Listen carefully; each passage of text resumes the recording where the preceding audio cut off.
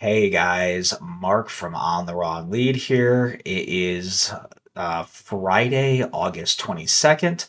We did our live stream on Thursday evening, and after the stream, good friend of the show, Stephen Fox, threw a question to me, and he said, "Hey, he goes, maybe you should talk through how you approach a tournament differently than you would approach your live money plays." So I'm gonna do a little talking about. I'm playing a lot of tournaments these days, and specifically this weekend, my focus is going to be a tournament that's called the Spa and Surf. It's a 2-day tournament, covers every race at Saratoga and at Del Mar for this coming Saturday and Sunday. And in that tournament, you make a $2 fictitious win place wager on every single race. Person who has the highest total at the end of the tournament wins the tournament.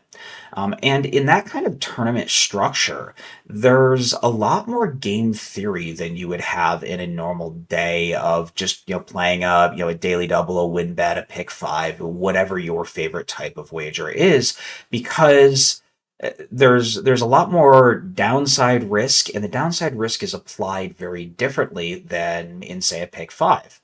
And I think when people think about those $2 fictitious wager tournaments, they're thinking, well, you just pick your most likely winner, and the person that gets the most right, the most picks right, wins the tournament, right? Well, it's not actually that easy.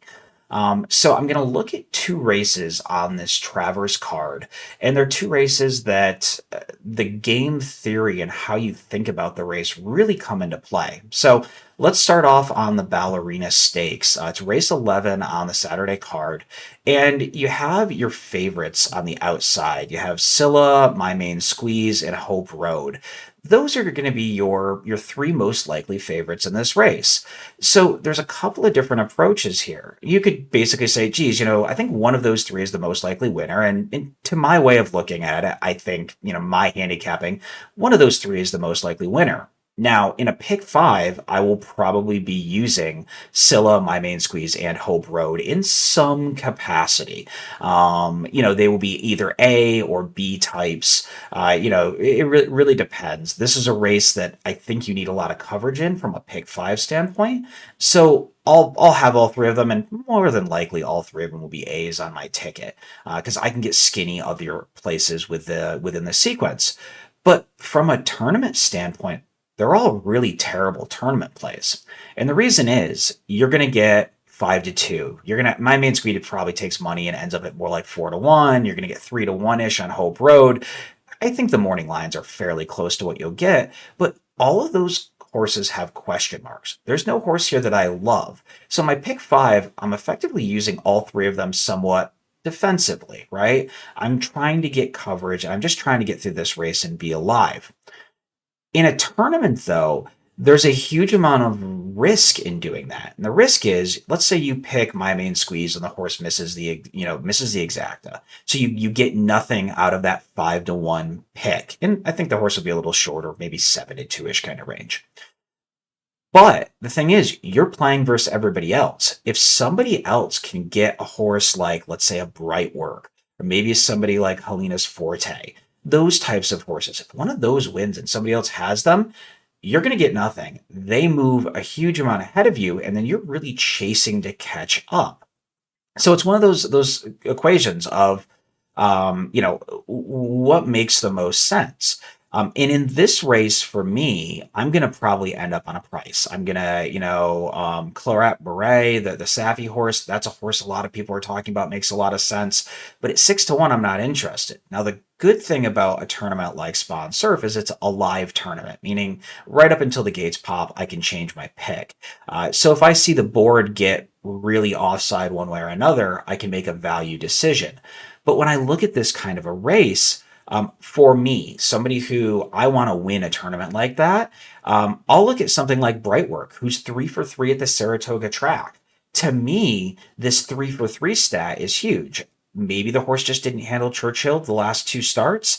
And if you look back to races last year, like the Prioress or the Adirondack, from 2023, the horse ran huge, ran really well at Saratoga. Maybe that's the type of horse who at 15 to 1 blows up the tote board. But in a tournament standpoint, you're going to get, I don't know, 45 or $50. I'm talking about this tournament where there are, I don't know what, there's like 14 races tomorrow and another 10 on Sunday. So it's 24 Saratoga races and probably another 20 at Del Mar. So we're looking at 44, 45 kind of races, that sort of a number. You probably need $250 to $300 to be a major player at the end of that tournament. I think 286 was the number that Rent won last year. So if you get a horse like this, that gets you 25% of the way to your end goal versus somebody like Scylla or somebody like My Main Squeeze, where I have a lot of question marks in these horses. I can maybe get, I don't know, 12 or $15 out of one of those horses.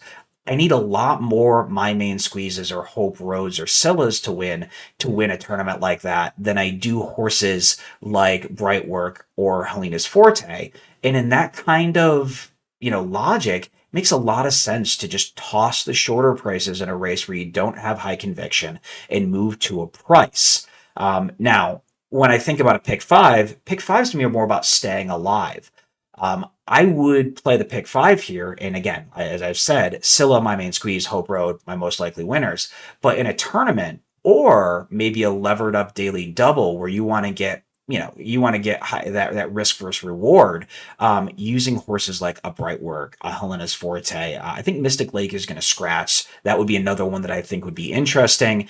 Does very much change the pace complexion in this race, but those types of prices that you can make a case for are much more interesting. Other race I really want to talk about is the Travers. 5 horse field, right? You have Sovereignty. So there's a couple of ways to look at this race. Sovereignty is going to go off extremely short. Your $2 win place wager, maybe you get back, I don't know, you're going to have $4 of total outlay. Maybe you get back 550, something like that. There is a point where you say, in tournaments, I'm thinking about it in a game theory standpoint. I'm looking for those prices that I think have an outsized chance to win. So is everybody else. So there's almost the game theory of the game theory. A horse like Sovereignty may actually make sense to play in a tournament because, no one else is using Sovereignty. Everybody else is tossing Sovereignty. Therefore, if the horse does win, you move $5 or $5.50 ahead of all your competition. And I think Steven's argument, or where he was trying to get me to talk about, is somebody like Magnitude. What do you do with a horse that's going to be 2 to 1 in this field? To me, Magnitude's an absolute no touch, but there is logic that makes the horse usable. If you think about it, if Magnitude is your most likely second place runner, you're going to get the same amount back betting Magnitude as you would Sovereignty, roughly.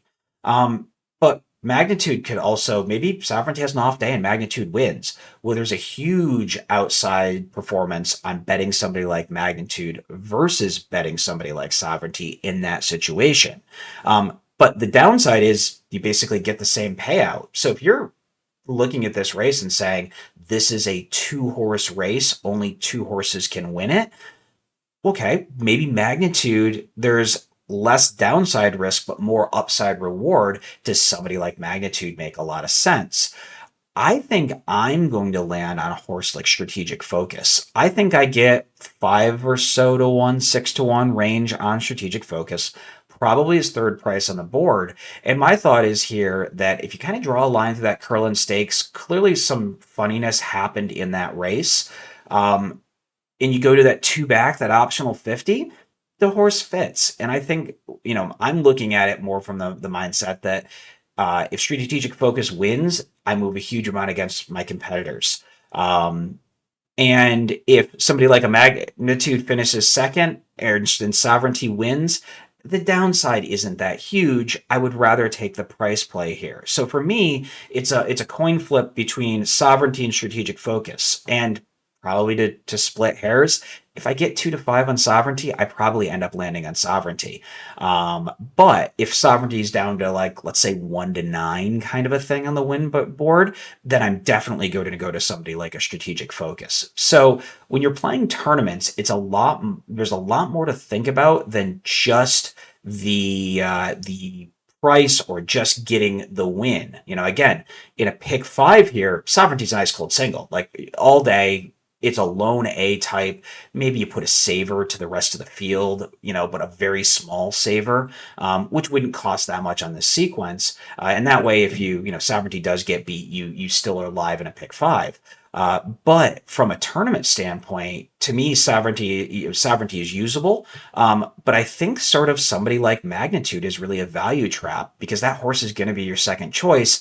I don't think there's enough reward for getting the horse right. And I think there's a huge amount of downside risk if that horse doesn't run back to, the either of the last two efforts. So hopefully that was informative. Hopefully you learned a little something. If you're playing some tournaments this weekend, kind of keep that sort of mindset, keep thinking about it's not just about picking winners. It's also about picking winners that put you in a position to win, put you in a position to win versus your competitors. There's definitely times where tossing the super logical short priced favorite, especially in a tournament that's going to have a lot of entries. I would imagine Spa and Surf will have probably 300 entries in it.